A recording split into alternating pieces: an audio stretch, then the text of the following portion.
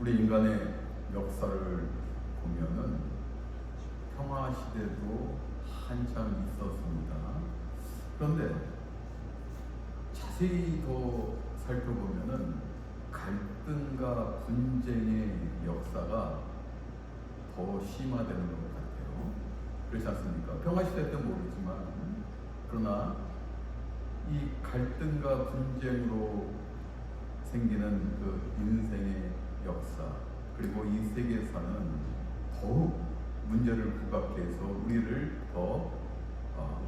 더 강조되어 나타나는 것 같습니다. 성경도 마찬가지입니다. 여러분 잘 아시다시피 인간의 기원을 아실 것이에요. 하나님께서 천지 창조를 하시면서 인간을 창조하셨습니다. 그런데요, 그 창조된 인간이 하나님과 갈등과 분쟁이 없었느냐? 아니에요. 있었습니다. 여러분, 창세기 3장을 보게 되면은 사단의 꾀임에 넘어가서 하와가 선악과를 먹게 됩니다. 근데 이 하와와 그 남편 아담도 같이 동참해서 먹습니다. 하나님께서 에덴 동산에 있는 모든 열매들은 너희가 다 먹고 경작하고 지킬 수 있으나 중앙 동산에 있는 선악과 나무 열매만큼은 먹지 말라고 딱 한 가지 금기사항을 내렸는데 그것을 어기고 죄를 지은 것이에요. 하나님께서 이제는 아담에게 물어봤지 않습니까? 그러니까 아담이 뭐라고 합니까? 여러분 잘 아시다시피 창세기 3장 12절에 보면 하나님이 주셔서 나와 함께 있게 하신 여자 그가 그 나무 열매를 내게 주므로 내가 먹었나이다. 하나님께서 주신 여자 때문에 내가 죄를 지은 거지 내가 죄를 지으려고 지은 것이 아닙니다 라고 핑계대면서 지금 하나님과 그 여자와 갈등 관계를 만들고 있어요. 그런데요, 창세기 2장 17절을 보면은 하나님께서 하와를 창조하시기 이전에 중앙 동산에 있는 선악과 나무를 먹지 말라고 그 사람 즉 아담에게 이야기하셨어요. 아담이 먼저 알고 있었습니다. 그런데 아담은 그것을 알면서도 하나님께서 만들어 주신 그 여자로 인해서 내가 이 선악과 열매를 먹었습니다. 핑계를 대면서 갈등 관계를 만들고 있어요. 하나님뿐만 아니라 그 여자와 아름다운 배필 그 하와가도 갈등을 만들고 결국은 이것은 분쟁의 역사의 시작이 되는 것입니다. 그 결과 어떻습니까? 여러분, 가인과 아벨 생각해 보십시오. 이제 에덴 동산에서 아담과 하와는 쫓겨났습니다. 그의 후손 가인과 아벨이 어떤 일이 벌어졌습니까? 가인이 하나님께 올리는 그 제사를 시기 질투하여서 동생 아벨을 죽이지 않습니까? 비참한 결과예요. 제가 최근에 제 아이에게 이야기를 들었습니다. 제 아이가 이제 8월 25일인가 26일인가 그 정도인데 이제 기숙사로 들어가는 날이에요. 근데 기숙사 이제 짐을 다 챙겨가지고 아이 학교에 이제 기숙사에 이제 다 저도 들어가서 뭐 정리도 하고 그랬습니다만은 이제 사모와 함께. 그런데 그 룸메이트 그 기숙사에 3명이 쓰는데 그 중에 한 명 룸메이트가 미리 일주일 전에 와서 이미 방 하나를 차지하고 있어요. 근데 그 룸메이트는 있지 않았습니다. 근데 문이 열려 있어서 그냥 지나가다 볼 수 있잖아요. 딱 보니까 국기 하나가 꽂혀 있어요, 침대에. 근데 그 친구는 우크라이나에서 왔어요. 여러분 우크라이나 잘 아시잖아요. 지금 상황이 얼마나 어렵고 힘든지. 그러니까 그 침대에 우크라이나 국기를 꽂아놓은 거예요. 그것을 보면서 이 친구가 진짜 절박한 심정으로 이 땅에 와서 공부하고 있구나, 그 정도 추측했습니다. 여러분, 국기를 꽂아놨다는 것은 애국 신분만 아니라 우리가 우크라이나 사정을 너무 잘 알잖아요. 그에게는 간절함이 있었던 거예요. 뭔지 몰랐어요. 근데 그 후에 알게 됐어요. 단순히 애국심만 발동해서 그런 줄 알았는데 더한 것이 있었던 것을 아이를 통해서 알게 됐어요. 아이가 룸메이트니까 오랜 시간 이야기하지 않습니까? 아이가 이 얘기 듣는데 제가 너무 충격을 받았습니다. 여러분 잘 아시다시피 러시아의 침략으로 인해서 지금 러시아와 우크라이나는 갈등 가운데서 분쟁이 생겼습니다. 그것은 전쟁입니다. 그런데 그 룸메이트 그 친구는 이 미국에 와서 공부하기 위해서 SAT 시험을 봐야 되는데 SAT를 볼 수 있는 사람이 40명밖에 안 된대요. 40명의 학생밖에 안 되는데 한 번에 굉장히 좁은 문이죠. 빨리빨리 신청해야 되는 거예요. 막 공지가 나면 바로바로 막 신청해야 되는 거예요. 그런데 만약에 포탄이나 이 미사일 같은 게 날라와서 방공으로 대피하게 되면은 할 수 없다는 거예요. 쓸 수 없는 거예요. 살기 위해서 가야 되니까 접수를 못 하는 거예요. 시험조차 못 보는 거예요. 등록을 못 하니까. 또 그리고 그 SAT를 등록을 해서 시험을 보는데 그 40명이 한 곳에 모여서 시험을 보는데 더 놀라운 사실은 그 알람이 울렸답니다. 알람이 울렸다는 것은 러시아에서 미사일을 쏘든지 포탄이 지금 날아오고 있는 것을 지금 경보하고 있는 거예요. 그럼 우리 같은 거 다 도망가야 되잖아요. 그런데 그 40명이 한 명도 도망 안 가고 목숨을 걸고 SAT 시험을 보고 있었다는 거예요. 전 놀랐어요. 저도 도망갈 것 같아요. 그 알람이 울려가지고 지금 러시아에서 미사일을 쏴가지고 어떻게 될지도 모르는데 결국 그 룸메이트 친구와 할아버지는 그 포탄에 돌아가셨답니다. 가장 친한 친구도 그 포탄에 미사일의 폭격으로 인해서 죽었답니다. 그러면 우리 얼마나 비극적인 상황이에요. 이 갈등과 분쟁이 이렇게 비참한 결과를 낳는다는 거예요. 이제 아이가 얘기하는데 오랜 시간 얘기했는데 3명 중에 1명은 기독교인이에요. 제 아이도 당연히 기독교인이고. 근데 그 친구는 기독교인이 아닙니다. 이건 제가 추측한 거예요. 만약에 하나님이 계셨다면, 그 친구가 생각할 때 하나님이 계셨다면은 이와 같은 비극적 현실을 어떻게 허락하고 용인하고 만드실 수 있습니까? 라고 생각하지 않았을까? 그러므로 더욱 하나님을 믿지 않고 기독교를 믿지 않았을까? 제 이런 경우를 많이 봤거든요. 예전에 목회하면서도 일상생활에서도 많은 사람과 관계하면서도 이런 일을 많이 봤기 때문에, 이런 말씀을 하신 분들이 많기 때문에 저도 그러한 추측을 해볼 수가 있었습니다. 이렇게 갈등과 분쟁은 우리에게 심각한 결과를 초래한다는 거예요. 그런데요, 과연 그 갈등 속에서, 갈등과 분쟁으로 인한 그 결과 속에서 하나님은 계시지 않고 역사하지 아니하시고 하나님은 무관하신가? 진짜 많은 사람들이 무신론을 믿는데 그러면 하나님의 존재는 없는 것인가? 존재하지 않는 것인가?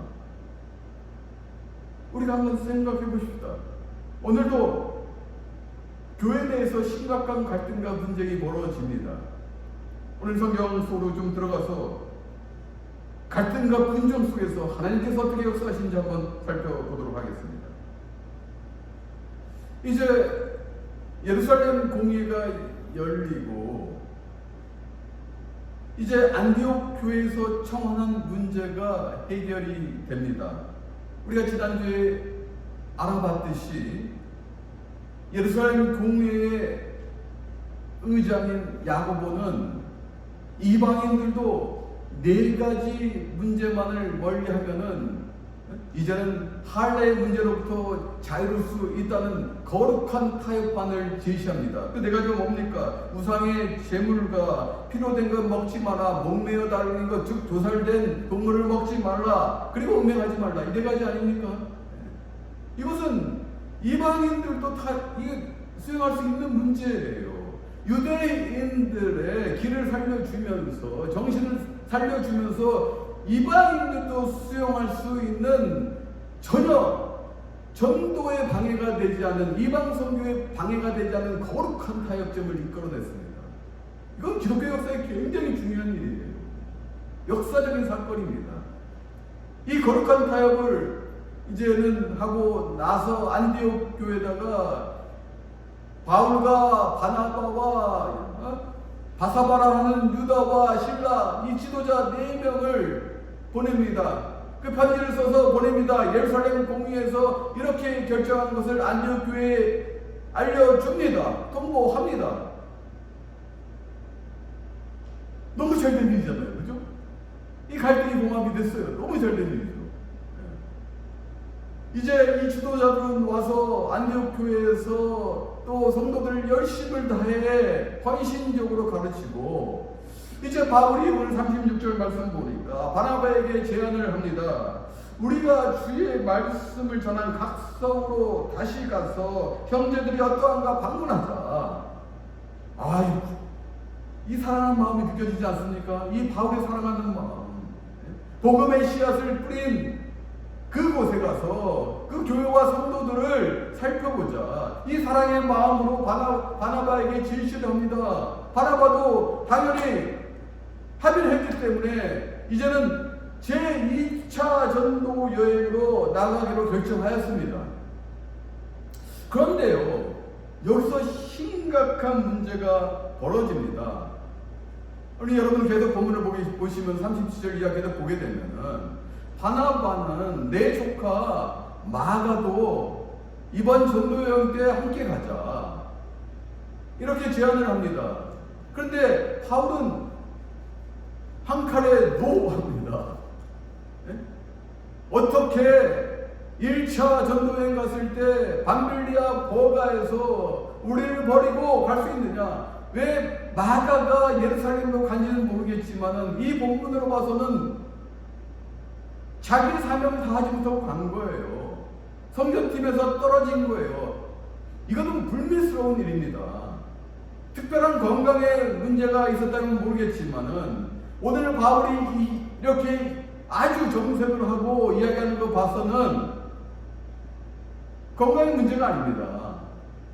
분명히 어떤 문제가 있어서 마가는 갔는데 선교팀에서 떨어져서 혼자 기여했다는 것은 좋지 않은 일이지 않습니까? 우리가 선교 여행을 가면은 갔다가 같이 오지 않습니까? 보통은 혼자 떨어져서 왔다는 것은 굉장히 불미스러운 사건이라는 것입니다. 그런데 이 문제예요. 이 문제가 39절 보니까 서로 심히 다투어, 그냥 다투는 것도 아니에요. 심히 다투어요. 이 갈등에서 이제 분쟁으로 발전된 거예요. 심히 그냥 다투었어요. 이제는 너랑 성경 못해. 이제 각자 놀자. 따로따로 해. 막 이렇게 분쟁하고, 마가 때문에 분쟁이 되는 거예요. 이거 아이러니한 겁니다. 바로 우리 성경, 물론 시간이 얼마 흘렀는지 모르겠지만은 이 본문 전에 어떤 일이 벌어졌습니까? 안디옥 교회에서 분쟁이 나왔죠. 가만히 몰래 들어온 이 사람들이 이설을 설파하는, 할례를 받아야지 구원받는다는 이설을 설파해서 그 문제로 예루살렘 공회가 열렸지 않습니까? 그리고 거룩한 타협점이 생겼습니다.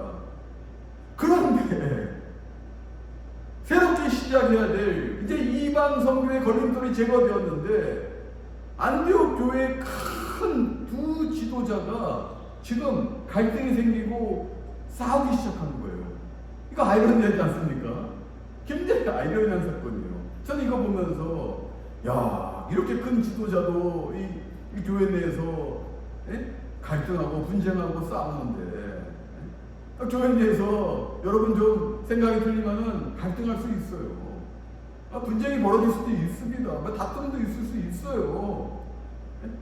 바울과 바나바 같은 큰 기독교 역사의 큰 지도자도 이렇게 싸우고 있는데 우리 같은 사람 보면은 그럴 수도 있겠다 위안이 되는 거예요, 여러분. 아이러니하게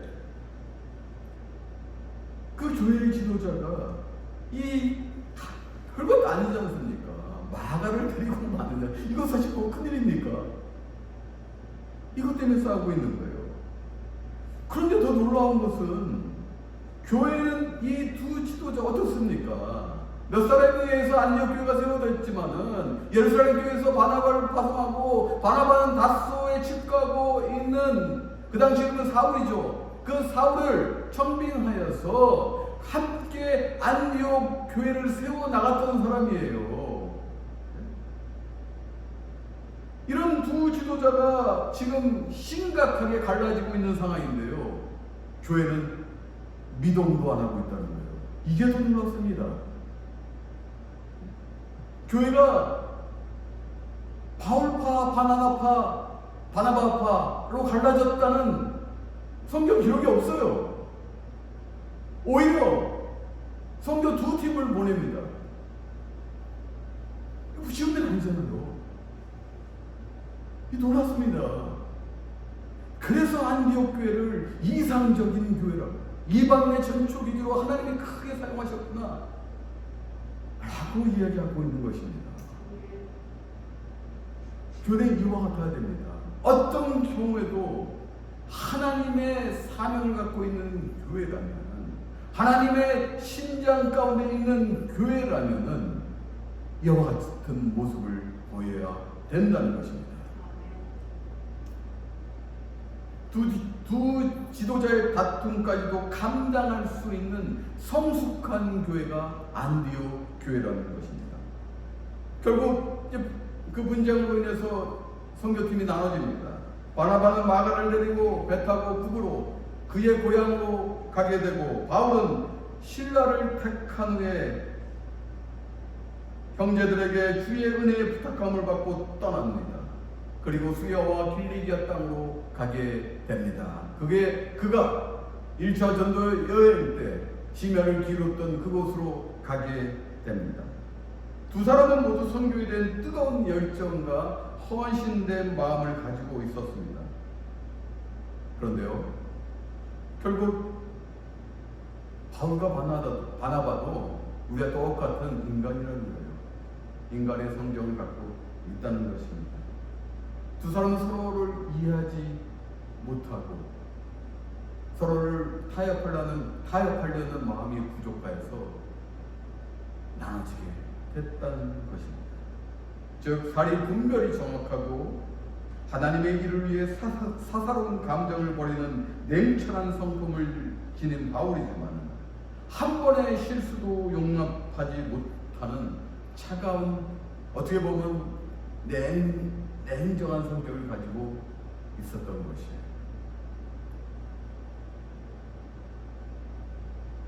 반면에 바나바는 따뜻한 사람입니다. 여러분 잘 아시잖아요. 권면하고 위로하는 사람, 사람을 잘 세우고 섬기는 사람.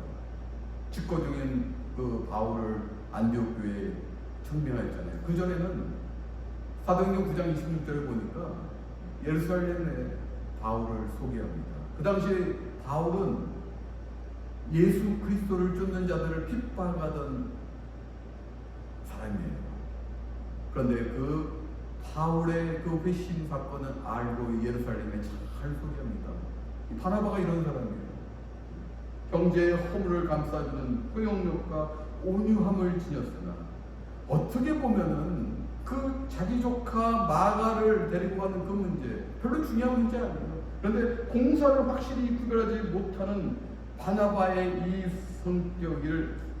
성격 때문에 바울과 바나바는 결별하게 되었다는 거예요. 서로를 이해하려는 노력이 부족했다는 것이죠. 그런데요, 여기서 두 지도자의 큰 갈등과 분쟁으로 인해서 세계 기독교 역사는 어지럽고 어떻게 보면은 좀 죄송합니다 여러분들도 난장판이 되고 그 위기 가운데에서 끝나야 되는데, 놀라운 것은 이 갈등과 분쟁의 역사 가운데서도 하나님이 일하고 계신다는 것입니다. 여러분, 바울에게 신라를 붙여줘요. 여러분, 신라는요, 그 당시 세계를 제패하고 있던 로마의 시민권자입니다. 그리고 그 당시에 좀 지식인들의 공용어인 그 헬라어를 사용하고 있어요. 그리고 예루살렘 교회 지도자입니다. 아주 완벽한 조건을 가진 그 신라를 하나님께서 붙여주십니다. 그리고요, 신라는 자기 성격을 강하게 나타내는 사람이 아니에요. 온유한 사람이고 오히려 조연으로서 주연을 섬기는 사람이에요. 여러분, 드라마나 영화 보십시오. 주연만 있으면 영화나 드라마가 구성이 됩니까? 그 많은 조연 엑스트라가 있기 때문에 주연이 빛나는 거예요. 신라는 이와 같은 사람입니다. 자기 자신을 드러내지 않습니다. 조용히, 그리고 동역자를 섬기고 그를 영광의 자리로 내세웁니다. 하나님의 역사가 이거예요. 바울의 성격을 아시고 그에게 필요한 사람을 딱 필요한 사람은 신라예요. 바나바도 온유한 사람이지만은 마가의 문제로 자기 주장을 강력히 나타내면서 결별하지 않습니까? 그러나 바나바보다 더 온유한 신라를 붙여주심으로 인해서 세계의 선교 여행은 그 복음을 뿌리는 그 씨앗은 멈추지 않는다는 것입니다. 반면에 바나바는 다른 경로를 선택합니다. 하지만 바나바의 이야기는 더 이상 성경에 이 사건을 계기로 기록되어 있지 않습니다. 그러면은 바울의 이 선교여행은 그 후에도 2차 전도여행은 4장에 걸쳐서 나오는데 그 후에도 바울의 복음의 행로는 계속되는데 바나바는 안 나왔으니, 끊겼으니 바나바는 실패했겠네요. 우리가 생각할 필요 없지 않습니까? 지금 바나바가 지금 억지로 마가를 주장하면서 그 바나바의 그 사역은 실패한 듯 보입니다.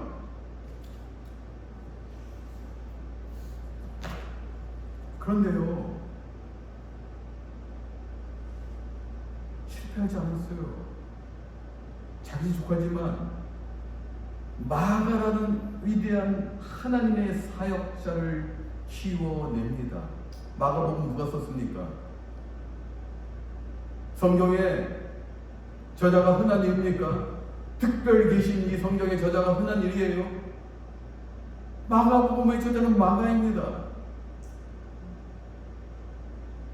그리고 바울은 훗날 헌신적으로 선교 사역을 수행하던 마가와 화해하게 되고, 마가는 바울의 사역에 큰 도움을 주게 됩니다.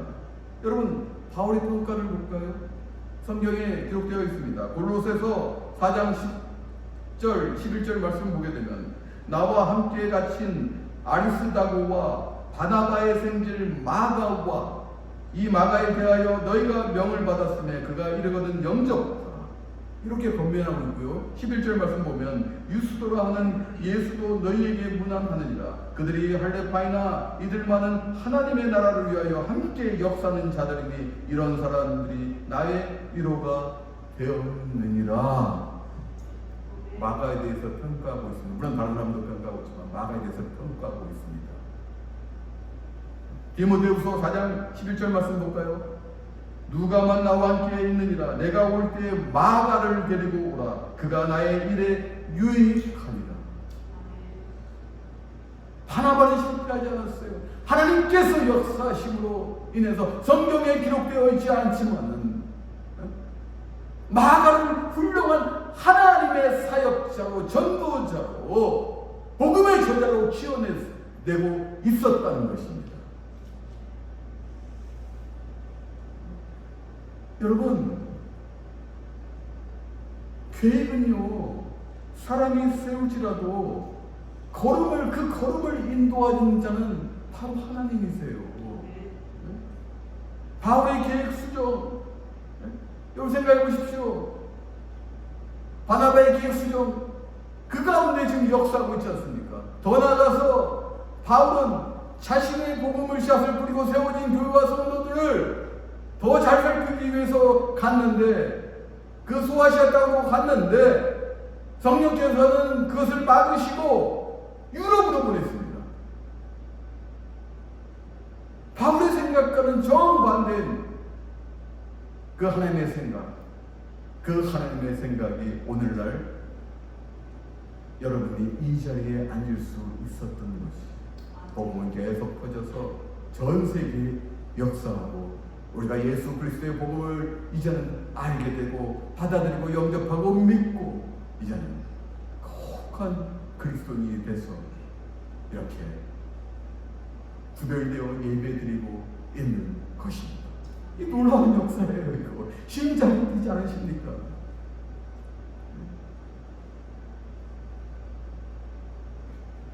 이게요, 이 하나님의 갈등과 이 분쟁 가운데서 처리하시는 방법은요, 놀랍습니다. 여러분, 우리는 이미 죄를 지은 자예요. 에덴 동산에서 첫 번째 사람 아담이 죄를 지음으로 인해서 우리도 죄의 자녀들입니다. 이 죄에 대해서는 분명히 심판받아야 돼요. 그것이 하나님의 공의예요. 그런데 하나님은 그 저주 가운데 심판만 하시는 것이 아니라 그 사랑으로 역사하시는 분이에요.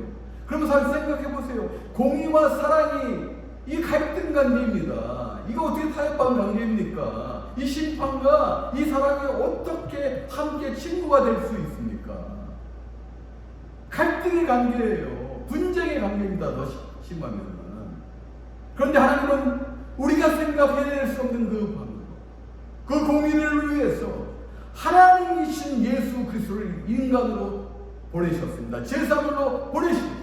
우리의 죄를 위해서 한 번에 제사물로 보내셨어요.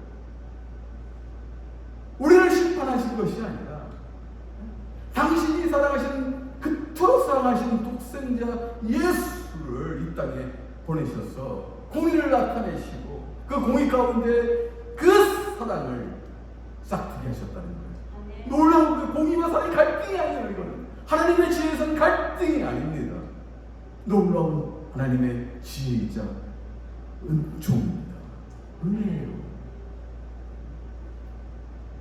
저는 이것 때문에 예수 믿습니다. 어떻게 하나님이 나 같은 죄인 살리셨을까? 내 과거를 보면 그래요. 어떻게 나 같은 죄인 살리셨을까? 최근에 금년 저희 가정은 어려운 시절을 보냈습니다. 여러분도 잘 아시다시피 사모가 아프면서 어려운 시절을 보냈어요. 그때는 정말 생각할 겨를이 없습니다. 처음에 멘탈이 붕괴됐습니다. 그런데요, 계속적으로 우리는 나아가야 됐어요. 저는 뭔가를 해내야 됩니다.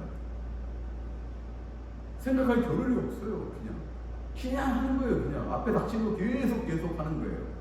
멘탈이 붕괴될 시기도 잠깐이고 계속적으로 그럴 시간이 없었어요. 왜냐하면 생각할 겨를이 없었기 때문에.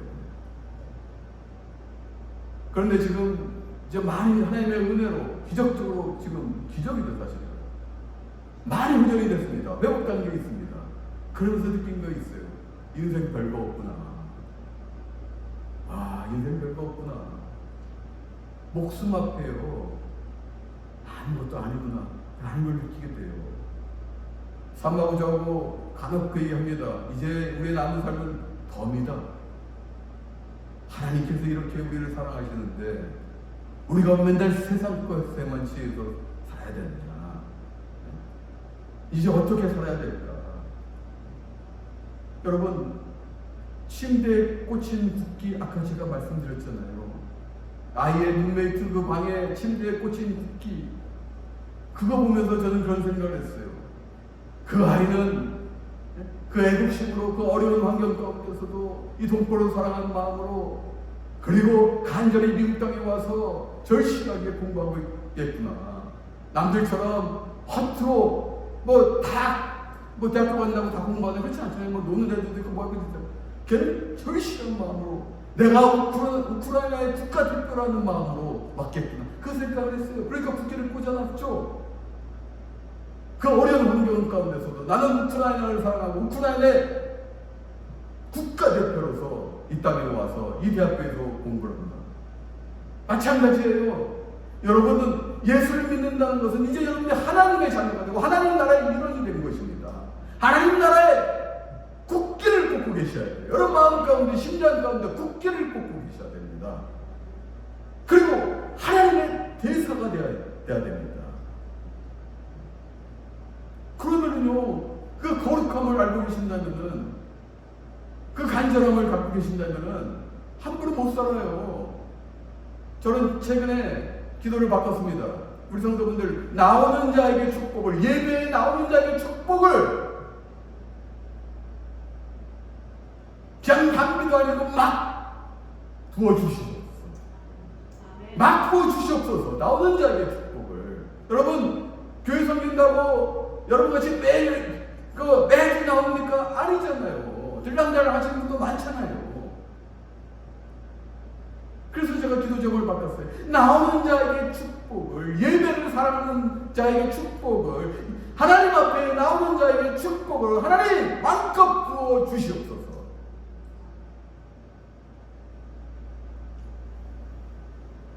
바뀌어야 됩니다, 이제는 우리가. 그럼 복도 받아야 돼요. 사모하시고요. 이미 영광의 복은 우리가 예수를 쏠 때 우리는 영생하는 영광의 복, 부활하고 영생하는 복은 받았어요. 근데 세상에서도 누리셔야죠. 그것만 기다릴 것이 아니라 이 세상에서도 여러분이 누리셔야죠. 그 영광의 복을.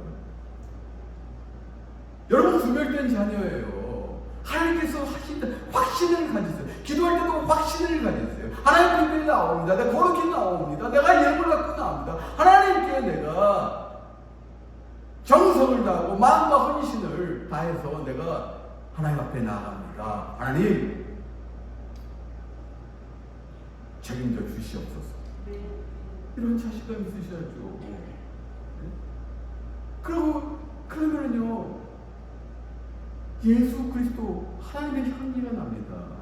고린도후서 2장 15절에 우리는 구원받는 자들에게나 망하는 자들에게나 하나님 앞에서 그리스도의 향기니, 그리스도의 향기가 나야 되는 거예요. 세상 가운데서도 여러분 예배 끝나면 여러분 세상으로 돌아가셔야 돼요.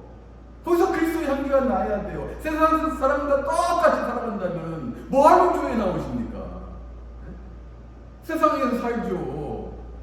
하나님께서 여러분을 선택하고 여러분을 구별하시고 하나님의 자녀로 영광스럽게 세우신 것은 이 세상에 나가서 그리스도의 향기를 내뿜으라는 거예요. 여러분들이 요즘 마음 놓고 이렇게 전할 수는 없지만 여러분 삶의 모습으로, 삶의 질이 달라질 때 보여집니다. 얘기를 안 해도 보여줘요.